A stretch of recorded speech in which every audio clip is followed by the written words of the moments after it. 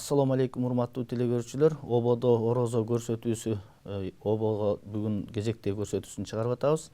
Биздин студиябызга адаттагыдай эле биздин дайымкы урматтуу коногубуз белгилүү дин аалымы устаз Абдушукур Нарматов мырза. Урматтуу устаз, сиздин дагы орозоңуз кабыл болсун, бардык телекөрүүчүлөр мусулмандардын орозо кабыл болсун демекчибиз.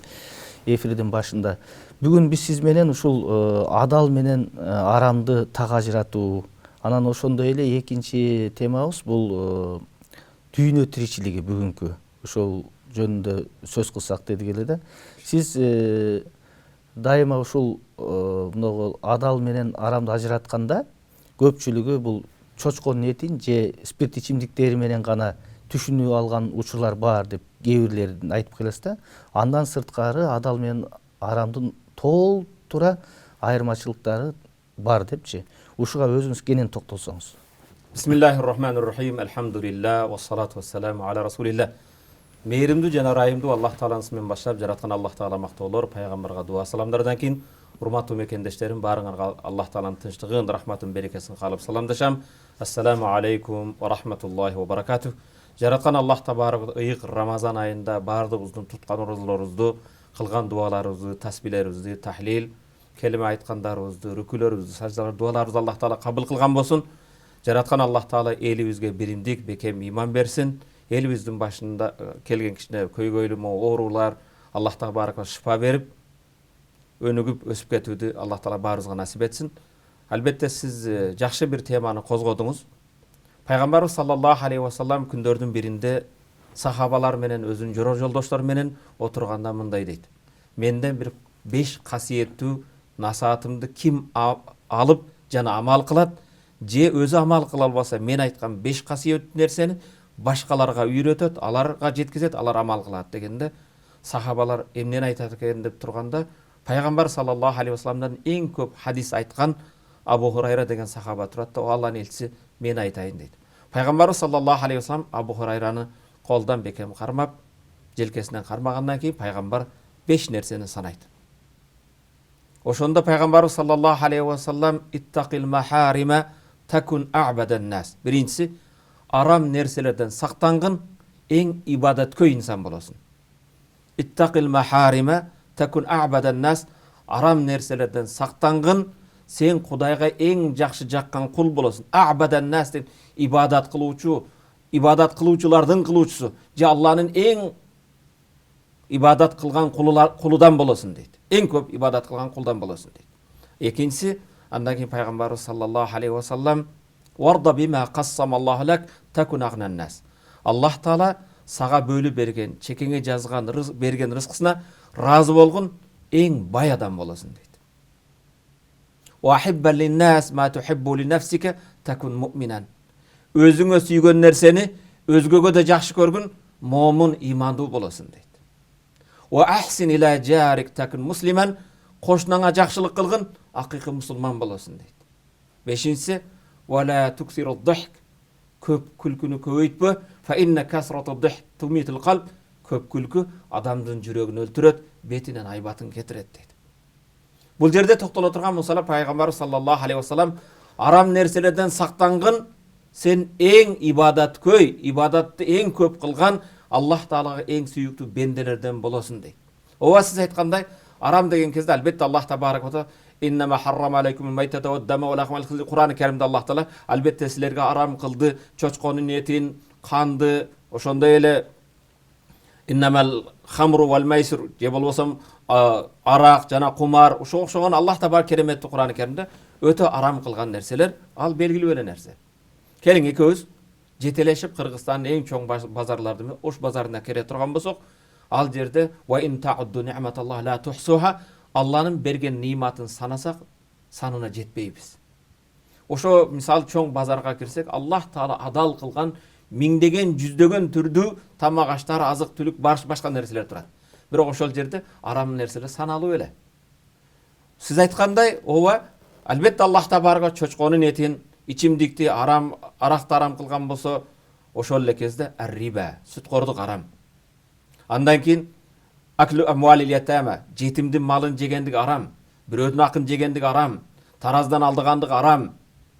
Бүгүнкү күндө тилекке каршы көптөгөн адамдардын эсебинен болгон жалпы бюджеттен урдагандык арам, элдин мүлкүн урдагандык арам. Ошол эле кезде биз карантин баштала элек кезинде, балким ушу оору башталып келе жаткан кезде эле, эгер мен эски кутбаларымды карай турган болсок, ихтикар деген нерсе бар. Жалпы коомго тиешелүү болгон азык түлүктү жашырып алып, бираз баа көтөрүлгөндө ага кошуп саткандык Аллах табарак ва тааланын эң сүйбөгөн чоң күнөөлөрдөн болгон амалдар экендигин, бул жөнүндө маселе айттык. Ошондой эле арамды санап, кээде адал нерсебизди арам кылып коюшубуз мүмкүн. Ошо адал эле болгон тамак ашты арам акчага сатып аласыз. Бирөөдүн акын жеп жатасыз. Ошондуктан арам маселесин, арам менен адалды ажыратуу өтө динибиздеги негизги маселелерден, балким ушу ибадаттардын негизги магызы болгон дуаларыбыздын кабыл болуусу да өткөн маселеде токтолдук. Жеген тамак ашыбыздын, ичкен кийимибиздин, кийген кийимибиздин, минген унааларыбыздын, жашаган үйлөрүбүздүн адал жол менен болуп жатабы же арамданбы? Бир сабак алына турган бир кысса. Бул хадис эмес. Бирок бүгүнкү күндө биздин мая соцсеттерге кирсеңиз, кээ бир адамдар эки сөздү кошуп жаза албаган менен, бирок сын айтууга өтө эме. Бирөөдүн кемчилигин издеп турат да. Бирок мен бул сөздү айтып атканда айтып атам, мундан сабак алына турган нерсе бар. Бул бир кыска аңгеме болгон же болбогон окуя, бирок сабак алына турган нерсе. Күндөрдүн биринде Аллах табарак ва таала сүйүктүү 5 вакыт намазын окуган, орозосун туткан, зекетин берген, бардык амалдарды аткарып жүргөн адам каза болуп калат. Каза болгондон кийин бир досунун түшүнө кирет дагы. Досум, жараткан Аллах табарак ва тааланын периштелери мүрзүдө сени кандай кабыл алды деген кезде, ботодой боздойлап Алланын газабы менен, каары менен, өтө кыйынчылык менен мени мүрзөдө кабыл алышты дейт. Эмне үчүн дейт? Сен намаз окуйт элең дейт. Орозо кармайт элең дейт. Зекетиңди берет элең. Ажыга барганыңды да билебиз. Эмне үчүн Алланын газабыга дуушар болдуң десе, периштелер менден эмне үчүн сен соода кылган кезде таразынын үстүндөгү чаңды арчыбастан сатчы элең деп сурады дейт. Мен айтайын деген маселе бул ушунчалык эгер бир чаңды эме кыла турган болсо, бул бирөөдүн акы го. Ошондон да пайгамбар саллаллаху алейхи ва саллам өзүнүн хадисте айи жисмин набата мин сухтин фаннара аула бих. Кайсы бир дене арам менен азыкталса, ал дене дозокко гана татыктуу дейт. Ошондон бирөөдүн акынан коркуш керек, элдин акынан коркуш керек, тараздан алдыгандан коркуш керек. Пайгамбарыбыз саллаллаху алейхи ва салламды да өзүнү пайгамбар алейхиссаламды өткөн Таврат, Инжилдер деп Аллах табарак ва таала сыпаттап келерки пайгамбардын сыпаты кандай болот десе, өзүнүн үммөтүнө таза нерселерди адал кылат да, келечекте келе турган Мухаммад пайгамбар өзүнүн үммөтүнө таза нерселерди адал кылып, таза эместерди арам кылат дейт. Кээде чылым чеккен, насыбай чеккен бир туугандарга мен кайрылып калам да. Мына пайгамбар алейхиссаламдын сыпаты таза нерселерди силерге адал кылат экенде, таза эмести арам кылат экен. Эми сен ошо оозуңа салып жаткан насыбайыңды же тамекиңди тазанын катарына кошмоксуңбу же таза эместин катарына кошмоксуңбу? Ошондон арам маселеси өтө экөөбүз маек кыла турган бир 40 мүнөт, 45 мүнөттө сүйлөнө турган маселе эмес. Жараткан Аллах табарак ва таала арамдан сактануубузду баарыбызга насип этсин. Арам деген нерсе жанагындай соодада мисалы. Алып келдиңиз, адал чекетериңизди иштеп келип жатасыз да, бирок алып келген товарыңыздын буюмуңузду саткан кезде айыбын, кемчилигин айтпастан. Тилекке каршы көпчүлүк эптеп эле башкага сатып берсек, өткөзүп берсек дегенде, бул ошондо соодага да жанагындай алдаучулук же аралашкан кезде, калпайткандык аралашкан кезде соодабыз да ошол кезде арам болуп калат. Мына мен бул адал менен арамды бүгүн мындай кенен токтолуп атканыбыз кайра-кайра. Мына азыркы шартта сиз жана сөзүңүздүн башында кыска айтып өттүңүз. Ушул апаат болгон мезгилде, элге жалпы жут келгенде, кыйынчылык келгенде кошуп саткан маселен мына медициналык маска деп атабыз, бет капты. Ушул мына апаатка чейин 5 сомдун тегерегинде турган бир кичинекей эле бир каражат эле да. Мына бүгүнкү күндө ушу апаат башталганда ушунун баасы 5 эсе, 7 эсе көтөрүлүп кетти. Ошол эле ун күндөлүк нан кылып жечү. Бунун баасы да кескин көтөрүлүп кетти. Мына ушундан күтүп, ушуну баягы маалын күтүп анан көтөрүп саткандарга ушу насаатыбыз. Пайгамбарыбыз саллаллаху алейхи вассалам әл-жалибу марзук. Жалиб деген сөз Россиядан, Казакстандан, башкадан элге тартып келген адам, ал рызыкландыруучу. Аллах Таала анын рызкысына береке берет дейт. Ооба, ал жерде кызматын башкасын бир деңгээлде кошулат. Вал мухтакир мал'ун, мухтакир ошол бирөөдүн алып келгенини сактап жашырып коюп, элдин кыйынчылыгын пайдаланып, аны эселеп көтөргөн мал'ун ага Аллахтын наалаты болсун дейт. Кудай Тааланын наалаты деген сөз рахматынан алыс, азабына жакын деген сөз. Кээде биз кошунанын каргышынан коркобуз. Туурабы? Бир аксакалдын каргышынан коркобуз. Бул жердеги мал'ун каргыш Аллах Тааланын каргышы. Аллахнын каргышынан эч ким кутулуп болбойт. Ошондуктан жараткан Аллах табарака бил хадиси кудсисинде мындай дейт. Бендеге Аллах табарака ва таала хадиси кудсе, эй бендем, эгер сен мен берген нерсеге разы болсоң, пайгамбар саллаллаху алейхи ва саллям хадисте берген нерсеге разы болсоң, Аллах табарака канча эселеп береке кылып берет, Биз бирок тилекке каршы сиз айткандай жанагындай маска болсун, азык түлүк болсун, бул нерселерди ошол арам нерсеге кирип кетпеш үчүн жанагындай бирөөдүн акынан коркушубуз керек эле. Бирөөдүн кыйналып жаткан мүмкүнчүлүгүнөн пайдаланбастан, колубуздан келсе жардам бере турган кезде, бул жанагындай Аллах Тааланын пайгамбар алейхиссаламдын наалатына кала турган нерсе. Анан эми ушул хадисте керек болсо мен Курандан да котормостон окудум эле да, мен жараткан гана азык түлүктөрдөн тамак аштан жан жаныбарлардын эттеринен азыктангыла деп Аллах Таала. Ой,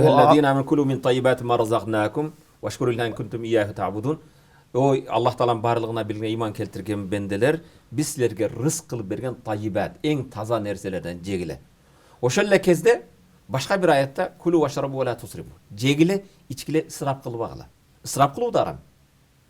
Иннаху ла юхиббул мусрифин. Аллах исраф кылгандарды сүйбөйт дейт. Исраф кылуу деген нерсе тилекке каршы бүгүн кээде караңызды, той тамашаларыбыз кандай чектен чыгып кеттик. Кичинекей курсагыбыз арзыбаган нерсеге тоет. Бирок эл көрсүн, кожо көрсүн кылып, биринчиси кылып, экинчиси кылып, анан кийин жылкынын эти, майда малдын эти, башка кылган кезде кайда баратат бул? Ошол эле кезде ошо этке муктаж болгон жетим жесир жокпу? Эттин даамын унутуп койгон кембагал муктаж болгон үй бүлө жокпу? Тилекке каршы ошол биз эл көрсүн, кожо көрсүн кылып, чектен чыгып исраф кылгандыктар.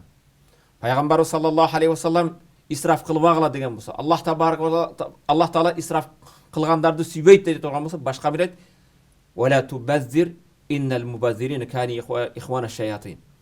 Табзир деген сөз ошо чектен ташкары чачып исраф кылбагыла, чектен ташкары исраф кылгандар кани ихвана шаятин, шайтандын бир тууганы дейт. Шайтанга бир тууган болуп калпы. Тилекке каршы кээде шайтан жасабаган ишти жасап жаткандар болуп атпайбы? Ошондуктан мен өзүмдүн мекендештериме кайрыларым, Кудайга шүгүр. Бүгүн Кыргызстанда мен көп маселе айтып келем. Бизде экономикалык кризис жок. Бизде адеп, ахлак, каниеттүүлүк деген кризис бар. Кудайга шүгүр, баарыбыздын колубузда бар. Бирок тилекке каршы кээде карасаңыз, ошол эртең могу карантин түгөгөн кезде шаарда канча кафелер болсо, астында кечеи күндүз машинелер толтура. Туурабы? Көчөдө жүргөн машинелерди карасаңыз, кээде жеке адам. Илгергиде 2-3 адам эмес. Кошунаны салбайт азыр. Туурабы? Жөн эле кээ бирлерибиз шаарды максатсыз эле айланып жүргөн. Бул да исраф эмеспи? Исраф ошо чектен ташкары Аллах табарак берген мал мүлктү сарптагандык, баягы керексиз жерге жумшагандык. Атаандашып түрдүү той тамашаларды кылуу. Эң тилекке каршы мына сөөгү узатуу кезде шариятта жок болгон жылдык дейби, үчүлүк дейби, 40-лык дейби, пайшембилик дейби, 53-лүк дейби, башка караашы деп, башкашы, булар бардыгы исраф эмеспи? Мен көбүнчө мусулман бир туугандарыма, мекендештериме кайрылат элем.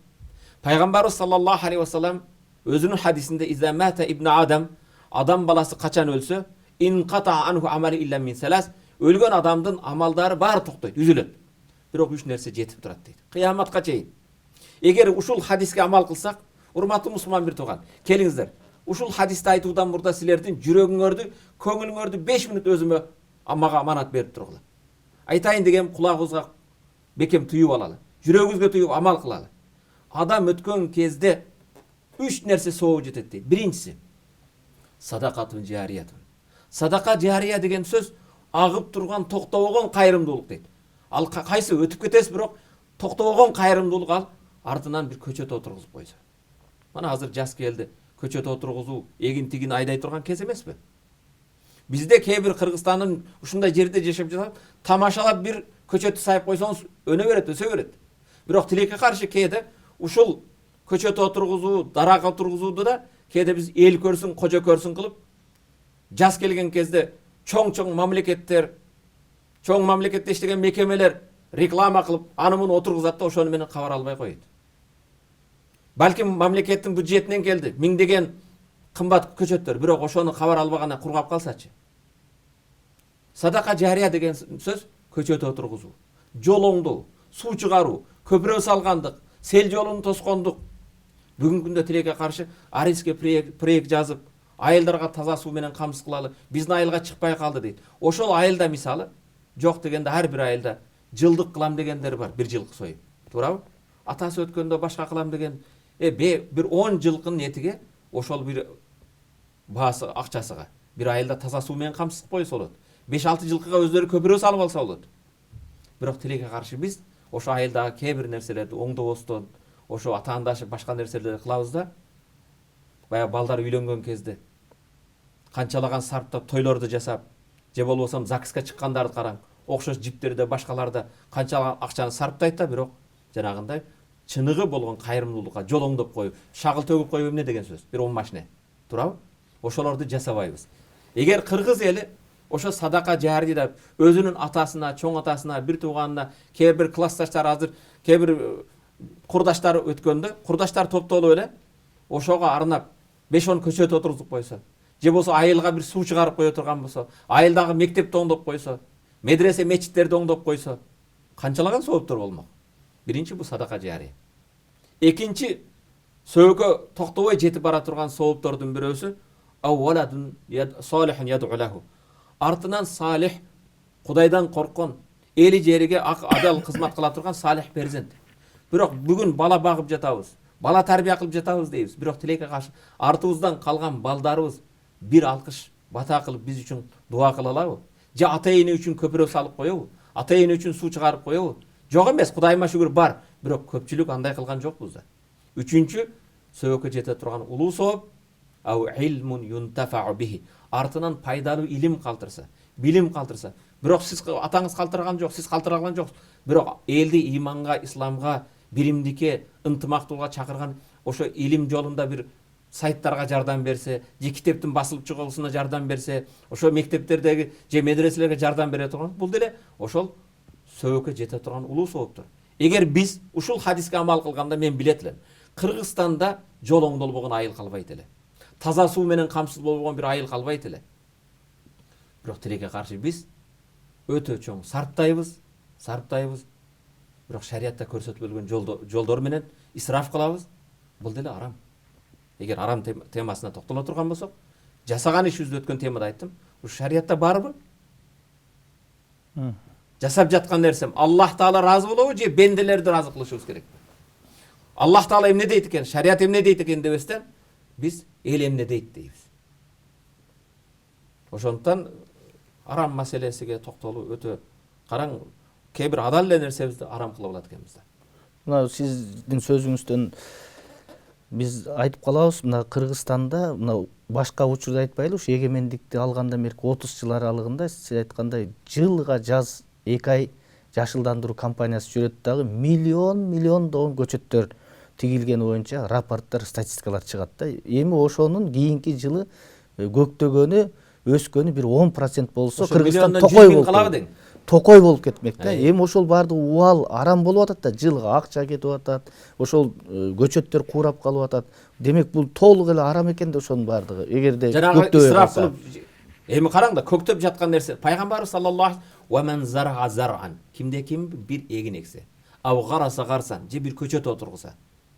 егін ексеңіз, же көчөт отырғызсаңыз, фаякулу минху тайр. Сіз отырғызған көчөттөн же егінден канаттуу жесе, ау бахима же бир айван жесе, ау инсан же бир адам жей турган болсо, фалаху садака, ошол нерсени отыргузган адамга садака кайрымдуулук дейт. Чоң бир сооп сиздики ал.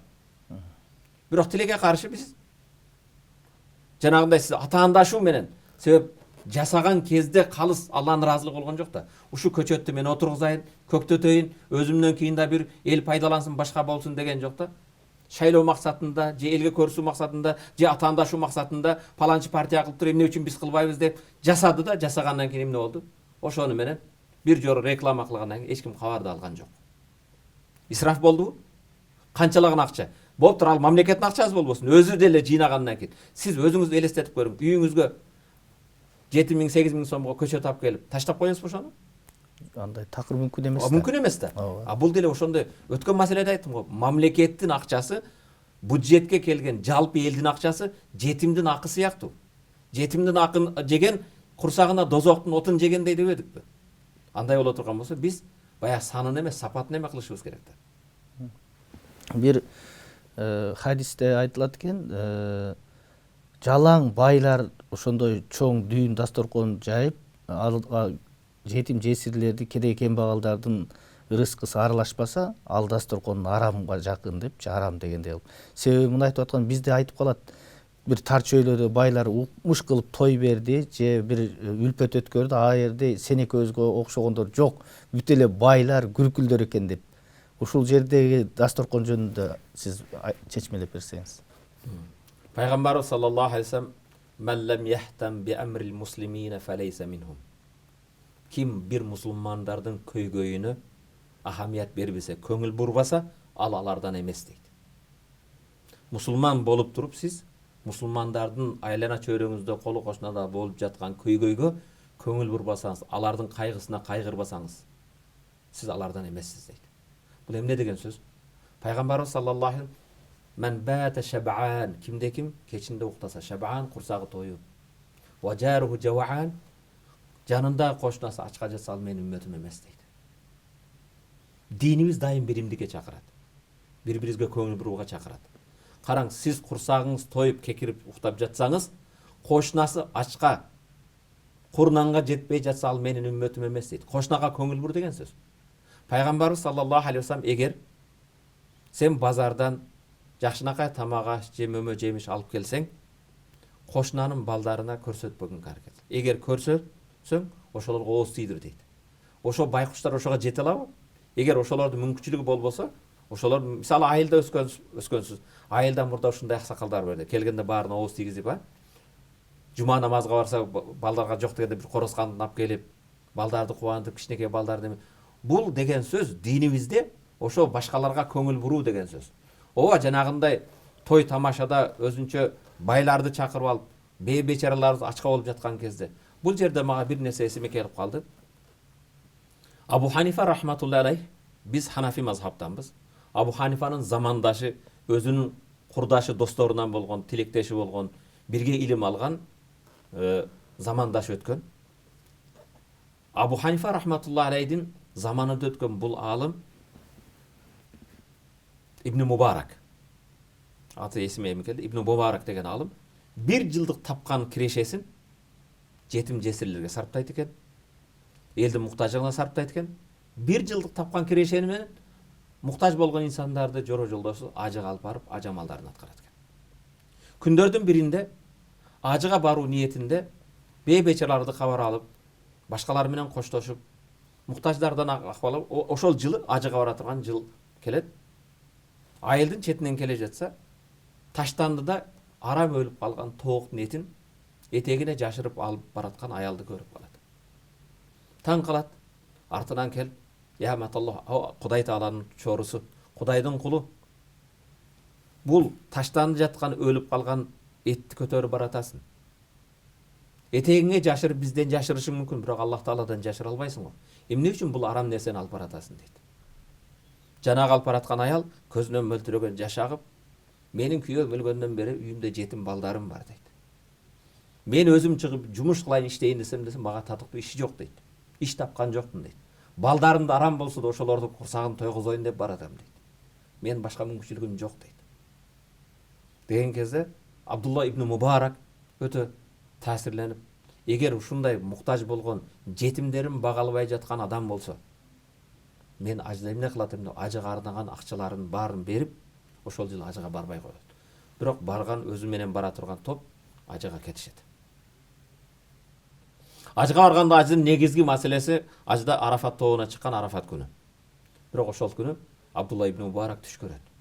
Түшүндө нурдуу бир инсан келип жүзүнө карай албай, кайра албай жаткан кезде Аллах Таала жасаган ажыңды, аждын соопторун Аллах кабыл кылсын дейт. О Абдулла ибн Мубарак дейт.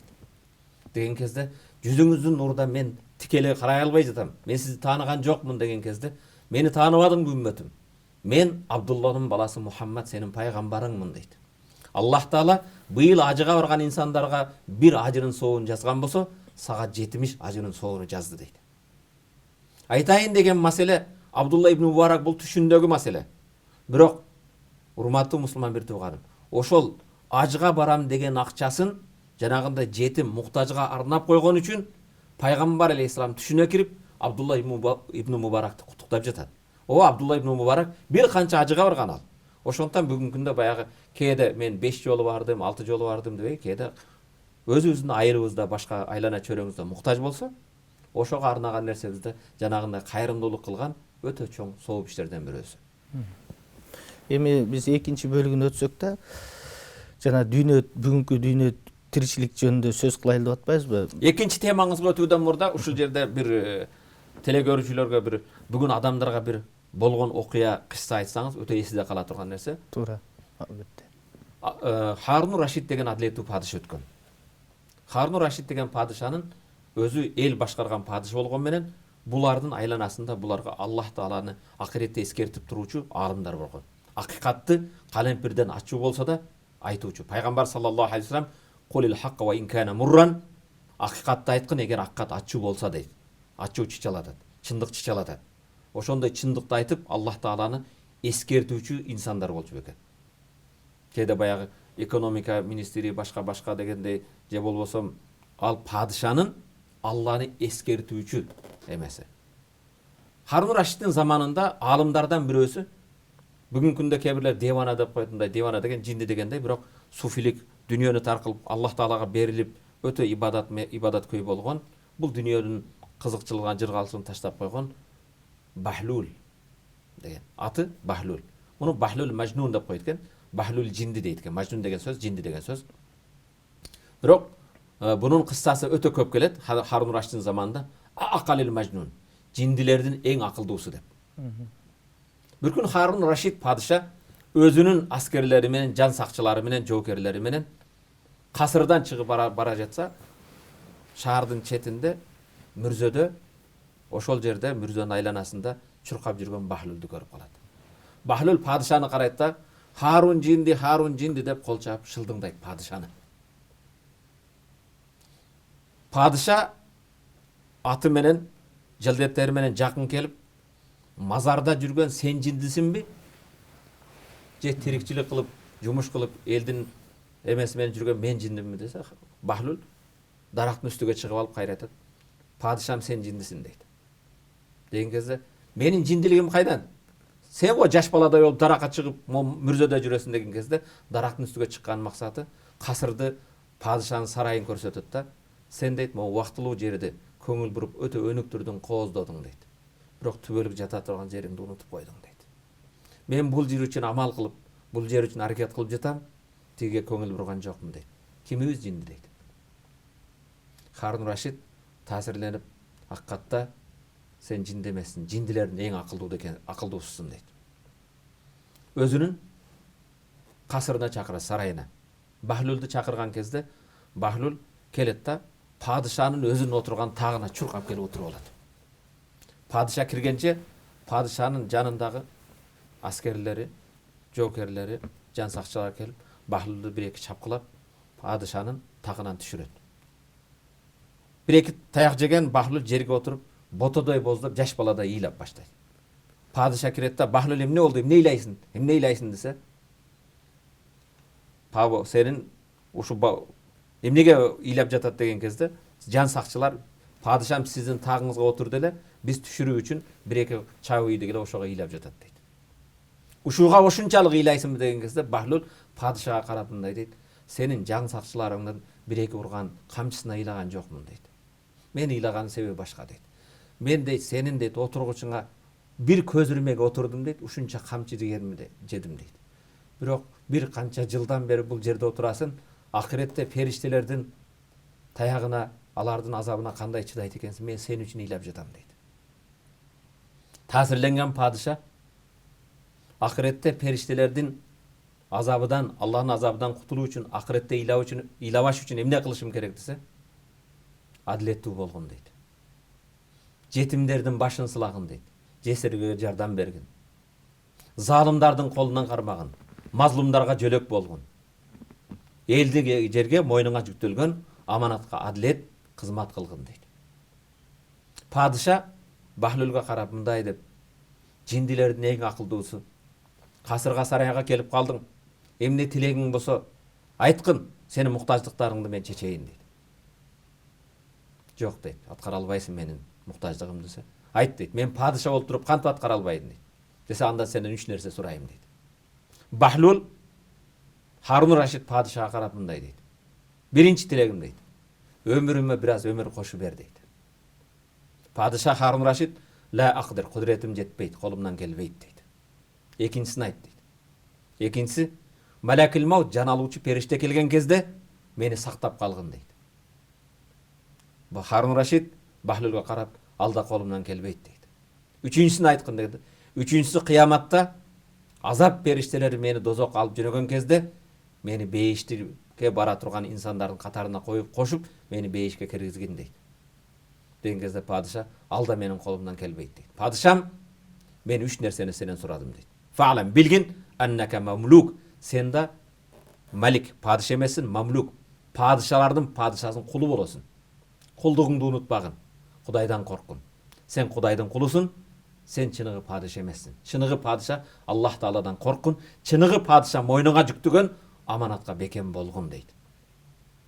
Ошондон бул жерде алына турган сабак маселелер эмне? Урматтуу мусулман бир туугандарым, ар бирибиз бир жерде жетекчилик кылабыз. Кол астыбызда ошол жерге мойнубузга жүктөлгөн милдетти так аткарып, Аллах Табаракадан коркуп, Кудай Таала жолунда ак кызмат кылуу.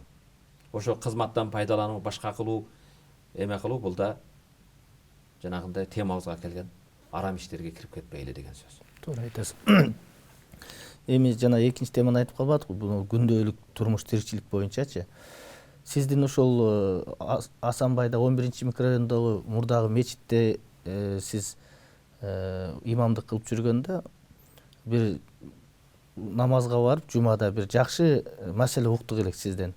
Ошондо сиз айттыңыз эле, бул кээ бир адамдар келесиңер, мечитте эртеден кечке отура бересиңер, эмне менен алексиңер, дүйнөнү унутуп коюп, үй бүлөңөрдү таштап коюп жүрөсүңөр. Силер мечитке келгиле, намазды окугула, ибадаттарды жасагыла да тиричилигиңерди кылгыла депчи. Муну айтып атканым, азыркы күндө кээ бирлер баягы динге түшүнүп-түшүнбөй кирип алып, анан үй бүлөлүк оокатты таштап коюп, бир туугандарын карабай, бала чакасын карабай, Аллах берет, баардыгы Аллахтын колунда деп эле ошондой карабай коюп үй бүлөдөн анан арыз муңдар болгон учурлар бар да. Ушул боюнча айтсаңыз, бул тиричилик менен тиги дүйнөнү менен бу дүйнөнүн биз кандай немесинде жашашыбыз керек? Пайгамбарыбыз саллаллаху алейхи ва саллям: "Вa'mal li dunyak ka'annaka ta'ishu abadan." Бул дүйнөгө тиешелүү байланыштуу болгон ишиң болгон кезде ушундай амал кылгын, түбөлүк жашай тургандай. Үй салсаң, там салсаң, бир жумуш кылсаң, бул түбөлүк жашай тургандай кемтиксиз тагат кылгын. "Вa'mal li akhiratika ka'annaka ta'mutu gadan." Акырет амалын кылган кезде эртең өлө тургандай амал кылгын. Элестетиң? Там салып жатасыз, 5 жылдан кийин эмне болот эле болсо, же бир тоо кепе салган кезде да 2-3 жыл болсо, жок. Бул дүйнөгө тиешелүү бир иш кылган кезде түбөлүк кала тургандай так кемтиксиз жасаган дейт. Ма биздин шаарларда, Кыргызстанда кээде жүрсөңүз, немистин үйү сатылат деп. Эмне үчүн? Ал кемтиксиз жасаган үчүн адамдар кызыгат. Ошо пайгамбарыбыз саллаллаху алейхи ва саллям бул дүйнөгө болгон ишиңди түбөлүк жашай турган аткаргын. Акырет ишиң болсо, намазың мисалы, эртең өлөт десе, кандай намаз окуйт элек? Bu senin akırkı namazың dесе. Бұл жыл senin akırkı orozоң dese. Oroza tutup alıp uşak ayta bedek. Oroza tutup alıp tarazdan alday bedek. Oroza tutup alıp gıybat kılıp bireudun артынан süyley bedek. Oroza tutup alıp kechqurun aram nerse менен ооз ача белек. Акырет иши болсо эртең өлө тургандай аткаргын дейт. Жараткан Аллах табарак кереметтүү Кур'ан-ы Керимде 72 жерден көп жерде Я eyyuhellezine amanu. Je bolsun innellezine amanu. Albatta Alloh taolam barlig'ina bilgan iymon keltirgan bendiler. Alар kimdir? Wa amilus solihat. Alloh taolaning albatta Allohning barlig'ina bilgan iymon keltirgan degenden keyin wa amilus solih yaxshi amallarni jasaganlar deb keladi. Qaysi жерде iymon kelsa iymonning ortidan amal keladi. Siz aytqандай ibodat degan narsa 5 vaqt namoz bilan chektelib qolmaydi. Erta men bamdatda o'qigandan keyin bugun bismillahirrohmanirrohim deb uyingizdan bismillah bilan chiqib bola chaqamni ag'imga menen bag'ayin. Eli жерime xizmat qilayin dedingizmi? Bu da ibodat. Oşonduktan tilege qarşı siz aytqандай biz kede dindi tereң düşünböstön meçitте oturup meçit menen janagı 5 vaqt namazды gana ibodat deb elestетип алабыз да. Бала чака баккандык бул ибадат. Бүгүнкү бара көзөттө турган эгер намазын окуп Аллахтын ыраазылыгы үчүн ушу мекенимди оорудан сактайын, башка турайын, бул да ибадат. Пайгамбарыбыз саллаллаху алейхи вассалам сахабалары, мисалы 10 сахабаны пайгамбар өлбөстөн мурда 5ке киресиңер деп сүйүнчүлөгөн. Мисалы Абу-Бакр Сыддык 5 вакыт намаз менен чектелип калдыбы? Абу-Бакр Сыддыктан келген хадистер өтө аз. Абу-Бакр Сыддык Хазраты Билалга окшогон кулду сатып алып боштондукка чыгарды. Абу-Бакр Сыддык өзүнүн байлыгын, тапкан малы мүлкүн пайгамбар үчүн бардыгын 3 жолу сарптады. Биринчиси, пайгамбар Меккеден Мадинага көчкөн кезде улоого муктаж эле, тамак ашка муктаж эле. Пайгамбарыбыз саллаллаху алейхи вассалам келген кезде пайгамбар динди таркатуу үчүн улоого муктаж болгон кезде, курал жаракка, азык түлүккө муктаж болуп, кайрымдуулук жанагындай жыйнаган кезде, марафон сыяктуу адамдардан кайрымдуулук жыйнаган кезде Абу-Бакр Сыддык бардык малы мүлкүн алып келип таштайт. Кайдан? Иштебесе тапмакпы? Üçüncü yolu kayra ele Hurub-ı Ridda deb dinнен кайткандарга карама каршы согуш болгон кезде бардык аскерлерди курал жарак менен, азык түлүк менен камсыз кылат. Hazreti Umar ekinci Peygamber sallallahu aleyhi ve sellem'nin 5 менен sүйүнчүлөнгөн сахабасы. Hazreti Umar özünün kurma bağı vardı. Anın bir kampaniyonda şerigi vardı. Bir gün al kurma bakta kızmat kıla, bir gün Peygamberin janında. Ege bul айтылбаган хадисти кече кандай хадис уктуң, кандай аят айтылды, бири-бирине жардам бер. Hazreti Umar мен дейт Аллах табарак ва тааладан эки үмүттү, эки эл акыбалда үмүт кылам өлүмдү дейт. Биринчиси, Аллах жолунда жихадта жүрүп жан берсем, иман ислам жолунда жүрүп. Экинчиси, бала чакамды багам деп жүрүп, жумуштун үстүндө каза болсом деп үмүт кылат эле. Пайгамбарыбыз саллаллаху алейхи вассалам улуу сахабалар менен бирөөсү менен келип көрүшсө, колу кабарып кетиптир, мазол болуп кетиптир. Пайгамбар алейхиссалам колу кабарган сахабаны кармап туруп, могу колду дейт Аллах жана пайгамбар сүйөт дейт. Могу иштеген колду дозок кармабайт дейт.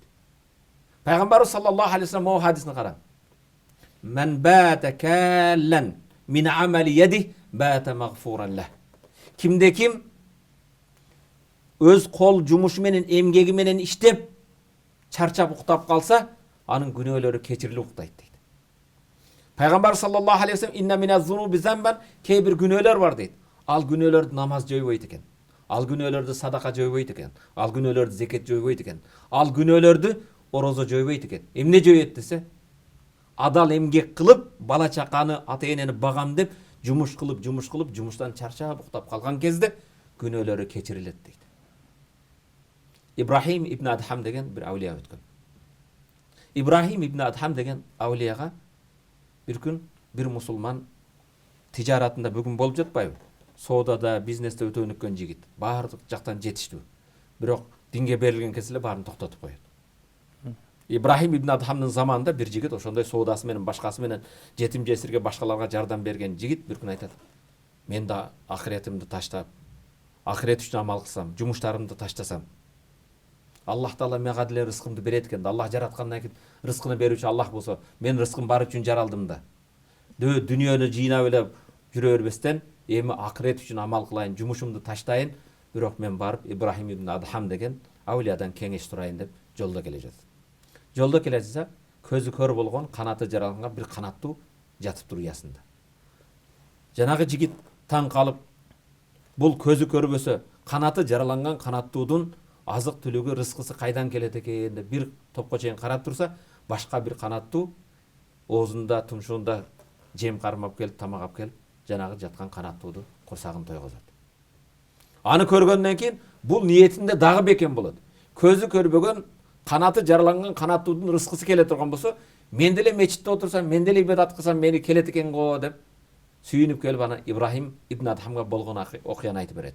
Калган өмүрүмдү мен да мечитте ибадатка арнасам, бул жумушумду, соодамды башкаса токтотсом деп сиз менен кеңешке келе жаттым. Жолдо моундай окуяны көрдүм деген кезде Ибрахим ибн Адхамга карап мындай дейт Авлия. Канаты сак болгон, башкаларга рызк берип, башкаларга жардам берген канаттуу болуудун ордуна көзү көрбөгөн, жараланган канаттуу болууду тандадыңбы дейт. Көрдүңүзбү? Бул жерде эмне деп атат? Бүгүн үммөт тилекке каршы көптөгөн мусулмандар жанагындай канаты жараланган, көзү көр болгондукту тандап калдык. Эми ислам динибизде буниял ислам аля хамс. Ислам дини 5 нерсеге турат деди. Ашхаду ла илаха иллаллах, Аллах тааланын барлыгына билигине келиме келтирип күбөлүк берүү. Ва анна Мухаммад расулуллах, пайгамбардан пайгамбарга акыйкы пайгамбар экенине, чыны Аллах тааланын пайгамбар экенине иман келтирип. Экинчиси икамус сала, намазды окуйсуз. Үчүнчү ва итайз закат. Кайсы жерде намаз болсо, намаз менен зекет бирге келет. Намаз биздин денебиздин ибадаты боло турган болсо, зекет малы мүлкүбүздүн 5 бардын бирөөсү көңүл бурум. Эгер биз иштебесек, бай болбосок, зекетти ким берет? Анда келгиле, ислам динде зекет деген нерсе керек эмес. Аллах таала муну бекерлеп койгон деп бардыгыбыз кембагал болуп албайлыбы? Ислам динибизде 5 фардын бирөөсү зекет боло турган болсо, зекетти ким берет? Байлар берет. Ислам динибиз байлыкка чакырат, жумуш кылганга чакырат. Бирок ошол эле кезде малдын кулу болбо. Аллах таала байлыкты колуңа берсин. Иман болгон жүрөгүңө орношуп калбасын.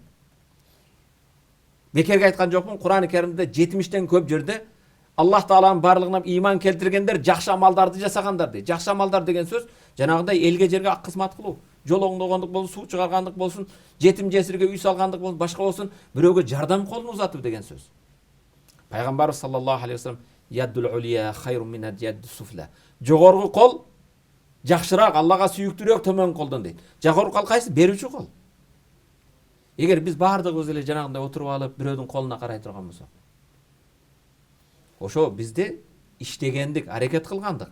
Аллах табарак ва таала бизди жараткан кезде 2 бут менен, 2 кол менен жаратты. Бир оозубуз бар.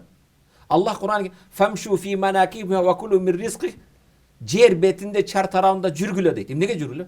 Фамшу фи манак ва кулу мир ризқи, жерде жүрүп рызкыңарды табып жегиле дейт. Ооба, бардык нерсе Аллах тааланын кудуретинде. Алланын берүүчү Аллах, алуучу Аллах. Бирок Аллах табарак ва таала кудуреттүү зат.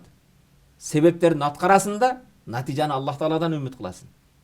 Тилекке каршы бүгүн үйүңө барып тикенди отургузуп коюп, тикендин астында 40 жыл ыйлап бата кылган Аллах таала алма бербейт. Алма жегиси келген адам алма көчөтүнө отургузат. Кара өрүк отургузам десе, отургузуп, андан кийин иштейсиз. Андан Аллах тааладан берекесин сурайсыз. Ошондон себептерди аткарбастан отуруп алгандык бул өтө туура эмес. Ислам динибиздеги зекетти берүү мусулмандардын 3-чү фарзы боло турган. Намаздан кийинки улуу фарздардан болсо, анда зекетти кайдан беребиз иштебей турган болсо? Келгиле, исламдагы могу мана орозо керек эмес же болбосо чыгара алабыз муну? Чыгара албайсыз, мүмкүн эмес. Ошондуктан зекет кимге фарз? Зекет байларга. Бай деп кимди айтабыз? Өзүгө жетишкен, муктаж болбогон инсан. Мисалы, койдон болсо, 40 коюңуз болсо, алда ислам дининин адилеттүүлүгүн караң. 40 кой багасыз, бирок 40 койдон зекет чыгаруу үчүн ал өсүүчү болуш керек. 40 кочкорго зекет берилбейт. Өспөдү да, өскөн жок ал. 40 койдун дагы зекет берүүдүн бир шарты 6 айдан көбүрөөк жайлоодон, тоодон, башка жерден чөп жеш керек. Үйдө баксаңыз ал өзүнүн зекетин жеп коет. Пайгамбарыбыз саллаллаху алейхи вассалам мисалы жанагындай 30 уюңуз болсо, 1 жашар торпок бересиз. 40 болсо 2 жашарын бересиз. $2000 ашыкчараак акчаңыз сакталып турдубу? Жылына 1 жол, муктаждыгыңыздан ташкары. Ошонун $50 бейбечара жетим болгон муктаждарга садака чыгарасыз. Зекеттин бир шарты ал өсүп туруш керек. Закат нуму деген сөз, закет өсүүчү деген сөз. Ал өспөсө пайгамбарыбыз саллаллаху малы мүлкүңөрдү зекет жеп койбосун дейт. Кантип зекет жеп койбосун? Мисалы $2000 бар, сактап койдуңуз да, быйыл $50 чыгардыңыз, эмки жылы $50. Муну оборот кылган жок, зекет жеп коёбу экен? Зекет жеп коёт. Ошо ислам динибиз бизди аракет кылууга, амал кылууга чакырат. Мындай кол болуп алып отуруп, алма пыш оозума түш деген ал болбойт да. Ошондуктан улуу ибадаттардан бирөөсү. Жогоруда мен айткандай, пайгамбарыбыз саллаллаху алейхи вассалам хадисин келтирдим. Эң улуу ибадаттардан бирөөсү эмне? Биздин пайгамбарыбыз саллаллаху алейхи вассалам адам баласынын эң жеген тамагын эң таттуусу, эң адалы ал өзүнүн колу менен эмгек кылып жегени дейт.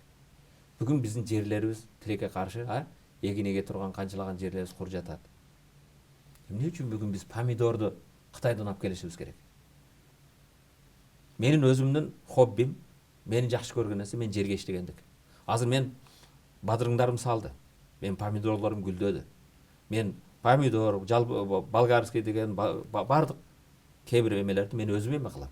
Күнүгө чыгып алып, мисалы, кичине Куран окуп, башка кылып, мен ошого бир да чөп чыгаргым келбейт. Бул мактануу эмес. Бул жумуш кылышыбыз керек.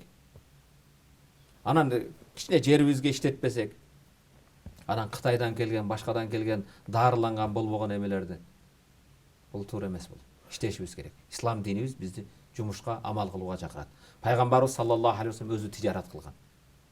Пайгамбарыбыз саллаллаху алейхи вассалам сахабаларды эгин тигинге чакырган. Ошол эгин тигин дегенде курма баг отургузган, көчөт отургузган. Пайгамбар өзү ошолорго шериктеш болгон. Пайгамбар саллаллаху алейхи вассалам мал баккан, кой баккан. Анан кээде жайлоодо жашайбыз, алыс эмелерде. 10 койду кылып коюп, мен 10 коюм бар. Көбөйтпөйлүбү. Жумуш кылышыбыз керек. Ислам динибиз эч качан амал кылууга башка эмес. Ислам динибиз балким буга чакырат. Мен жогоруда айткан сахабалардын бардыгы 5 менен сүйүнчүлөнгөн сахабалар. Хазирети Усман, пайгамбардын күйөө баласы. Мен пайгамбардын күйөө баласымын деп кайкалап жаткан жок го. Пайгамбар саллаллаху алейхи вассалам күйөө баласы Хазирети Усман Мадина Мунавварага келген кезде мусулмандар таза сууга муктаж. Таза суу чыккан Рума деген кудукча бар экен. Кудук Яхуди еврейдик экен. Суусун мусулмандарга кымбат сатат. Пайгамбар алейхиссалам мусулмандарды таза суу менен камсыз кылуу үчүн кимде-ким Руманы сатып алып мусулмандарга суусун бекер камсыз кылса, ага бейишти мен кепилдик берем дейт. Хазирет Усман келип, Яхуди менен соодалашпайт. Мага саткын дейт. Канча десе, 20 000. 12 000 берейин, 8 000-ини жумушка биз мусулмандар алып баштагандан кийин берем дейт. 20 000 дирхамга. Кудукту сатып алат. Кандай сатып алат? Биринчи, Яхуди мен сатпаймын дейт. Жок дегенде жарымын сат дейсе, Яхуди анын жарымын кандай сатам десе, дүйшөмбү күн мага, сейшембү күн сага, чаршембү күн мага, пайшембү күн сага, ошондой күннү бөлүп алабыз дейт. Хазирет Усман сатып алып 20 000 дирхамга сатып алгандан кийин мусулмандарга жарыя кылып. Дүйшөмбү күн, чаршембү күн, жума күн менин кудугумдан суу алып алгыла. Bir жумадан кийин Яхуди келип, калган акчаны да төлөп, баарын эле сана ал дейт. Аны кезеги келгенде эч ким албай коет. Хазирет Усман 70 төөнүн үстүндө азык түлүк келет Мадинага. Ачкачылык кыйын күндөр. 3 жыл Мадинада ачкачылык болот. 70 төөнүн үстүндө Хазирет Усмандын, пайгамбардын күйөө баласы, 3-чү халифа 70 төөнүн үстүндө азык түлүк келген кезде Мадинанын соодагерлери келип, бириге 1 эсе берели, бириге 2 берели, бириге 3 берели, bir пайданга 5 эсе берели деген кезде, жок, мага мындан да көбүрөөк убада бар дейт. Мадинанын соодагерлери таң калып, бирге 5тен артык эч ким бербейт. Мадинанын эң чебер данышман соодагерлери бизбиз. Ким 5тен ашыкча берет деген кезде, Аллах Таала Куранда "Омен жабил хасана фалаху ашру амсалиха". Ким бир жакшылык кылса 10 эсе кылып берем деген. 700 эседен көп кылып берген, 70 төөнүн үстүндөгү азык түлүк Мадинада бейбечаралар бекер таркатып алсын дейт. İştebese kaydan tapmak. Sahabaların arasında ушундай бай эмелер болгон. İштеген алар. Алардын соодасы булар ибадаттан тосуп койгон жок. Ошондуктан бүгүн мен да мусулман бир туугандарын чакырарым. İштешибиз керек, аракет кылышыбыз керек. Кудайга шүгүр, бейиштин төрүдө болгон жерибиз бар деп көкүрөгүбүзгө урабыз. Бирок ошо бейиштин төрүдө болгон жерибизди чыныгы пайдаланып жатабызбы? Өзүбүз үйүбүздөгү огородубуздан, үйүбүздө короолордон канчалаган үлүш жерлерибиз бар. Эмне эктик? Эмне пайдаландык? Аракет кылбагандыктан, жалгоолуктан. Бая тамаша чындыкка жанаша деп бүгүн орозо туткан мекендештерге бир эме деп коеюн. Мен Кыргызстанда, Баткенде, Тажикстан чек арасында жашайм. Мен айылымдын 3 тарабы тажиктер. Тажиктер менен көрүшүп сурашып калсаңыз мындай дейт: "Кора бопми" деп сурашат. Кора бопми деген иштериң жакшыбы деген сөз. Орустар менен сурашсаңыз "Как дела" дейт. Биздин кыргыздар тилеге каршы "Кандай жатасыңар" дейбиз. Ошо сурашканда эле жатканга чакырабыз, жалкоолукка. Пайгамбарыбыз саллаллаху алейхи вассалам дуа кылган кезде, мына дуалар мустажаб болот деп атабыз. Дуалар кабул болот деп жатабыз. Пайгамбар алейхиссалам: "Аллахумма инни а'узу бика минал касали вал аджзи вал бухли вал жубни." Аллахым мени сактагын дейт экен. Кудай мени сактагын эмнеден? Биздин баткендиктер, түштүктөр оору адамды касал дейт. Араб тилинде касал деген жалкоо деген сөз. Кудайым мени жалкоолуктан сактагын. Вал аджз, ажиздыктан, колумдан келбейт, жасай албайм, эгине келе албаймын, көчөтө отургуза албайм, муну жасай, ажиздыктан сактагын. Вал бухли, сараңдыктан сактагын. Вал жубни, коркоктуктан сактагын. Бул пайгамбардын дайым кылган дуасы. Эгер пайгамбарыбыз саллаллаху алейхи вассалам мени келгиле бүгүн пайгамбар эмне деп атат? Мени жалкоолуктан сактагын дейт. Пайгамбар алейхиссаламдын сүйүктүү улуу сахабасы Хазрет Умар аль-Фарук, Хазрет Умар намаз эмес кезде, намаз окулуп бүткөндөн кийин намаз эмес кезде мечиттерге кирет эле да колунда камчысы менен отурган адамдарды чабып ийет эле. Эмне намаз болбогон кезде бул жерде отурасыңар? Билесиңер, асман күмүш менен алтын жаадырбайт дейт. Бардык мени угуп жаткан мусулман бир туугандарым, кереметтүү Кур'аны Каримди алыңыз дагы, мисалы улуу ибадаттарыбыз жума намаз. Жума намазды окугандан кийин кереметтүү Кур'аны Каримде эмне дейт? Фанташуру фил ард. Жерде таркагыла. Алланын рызкысын табып жегиле. 5 вак ар бир намаз ибадаттарын Аллах табарак ва таала хаж амалдары бүткөндөн кийин Аллах таала эми Аллах вабтаг мин фадлил, Аллах тааланын фазилетинен рызкысын издегиле дейт. Бүткөндөн кийин айтты отур деген жок. Жатып ал деген жок. Ооба, мен каршы эмесмин. Айына бир 3 күнүңдү арнап койсоң, же жылына бир ай жанагындай ибадат үчүн, үгүт насаат даават үчүн. Бирок дайыма эле баягы жаз жарыш болуп жаткан кезде, жаздын бир күнү эмне кетет дейбиз. Ошондой адам жумуш кыла турган кезде, эгин тигини эге турган кезде мындай жакшы эмес. Мен айтайын дегеним ушул, кээде ойлоп коем да, жана Кур'анда айтат го, Алланын сөзү, мен пенделерди жана жиндерди өзүмө ибадат кылуу үчүн жараттым деп. Мына ушул сөздү туура эмес, тар чөйрөдө түшүнүп алып, тар түшүнүктө. Анан ошо Аллага ибадат эле кыла берсек, рызкы келе берет деген мааниде эмесе баары бир кылган сооп ишибиз ибадат экен да. Албетте. Ошондон келип атат го дейм ушул. Албетте, бул бирок ошол эле кезде экөөнү ажыратып коюш керек. Кээ бирлер болсо менин соодам деле ибадат деп коюп намазын окубастан, тапкан акчасын зекетин бербестен, ошол материалдын, евронун, доллардын кулу болуп калбастан, хайя аля сала, намазга кел деген кезде намазыңды оку дагы, намаз бүткөндөн кийин жумушуңду кыл. Ошол эки нерсени баса белгилешибиз керек. Ибадат деп ибадаттын эсебинен дүйнөнү таштап койбош керек. Дүйнөгө берилген кезде ошол эле кезде Аллахтын ак болгон нерсени да унутуп койбошубуз керек. Эгер 5 вак намазыбызды окуп, Аллах тааланын өзүбүздүн мойнубузга буйруган нерселерди аткаргандан кийин ар бир жасаган ишибиз бул ибадат болот. Бала чага багам дегендик, ата энеге кызмат кылам дегендик, эли жерге кызмат кылам дегендик, бул улуу ибадаттардан. Ошого ибадатты тар чөйрөдө түшүнбөшүбүз керек. Машаллах. Аллах сизден ыраазы болсун, урматтуу устаз. Бизге бөлүнгөн убакыт соңуна келип чыкты. Адаттагы эле сизге эркин микрофон, каалоо тилек, дуаларыңыз.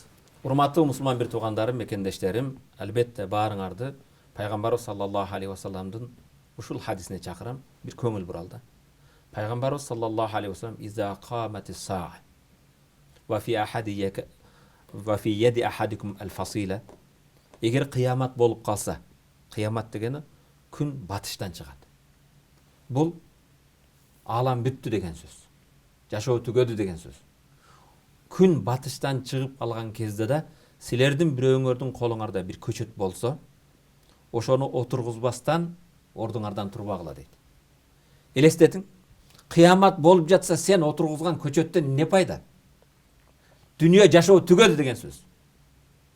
Бирок ошондой кыямат күн батыштан чыгып калган болсо да, силердин бирөөңөрдүн колуңарда көчөтү болсо, ошону жайына отургузуп койбостон турбагыла деген сөз. Пайгамбар алейхиссалам үмүтүңдү үзбөй амал кыл деген сөз. Жумуш кыл деген сөз. Келгиле, мына азыр кече бир тамаша кылып соцсеттерге бирөө чыгарып коюптур. Мамлекеттен бийлик, мамлекетибиз көчөгө чыкпагыла деп атат. Мени ата-энем огородко чыгып иште деп жатат, кимге кайрылсам болот деп. Огородко чыгып иштейли. Өзүбүздүн ошо жерибизди бир эме кылалы. Бул да чоң кээде үйүбүздө көп инсандарга ошо чыкпагандык деле чоң бир эме болду го. Жумуш кылалы, урматтуу мусулман бир тууган. Жараткан Аллах Табарак ва Таала рызкыбызды качан берет? Эгер аракет кыла турган болсок, жумуш кылсак. Дайыма мен мусулман бир туугандарымды чакырарым, жогорку кол бололу, төмөн кол болбойлу. Берген адам көбүрөөк сүйөт алгандан көрө. Жараткан Аллах Табарак ва Таала баары рызкыбызга береке берсин. Адал рызкы берип, тапкан рызкыбызды Аллах разы болгон жолго иштетип насип этсин. Дайым эле ким берет экен, кайдан эмне келет экен дебестен бере турган болууду Аллах баарыбызга насип этсин. Амин. Рахмат устаз, Аллах сизден ыраазы болсун. Урматтуу телекөрүүчүлөр, биздин ушун менен кезектеги ободо орозо көрсөтүүсү соңуна чыкты. Кайрадан сак саламатта көрүшүңүз саламаттабыздар. Кармаган орозолуңуздар кабыл болсун. Ассаламу алейкум ва рахматуллахи ва баракатух.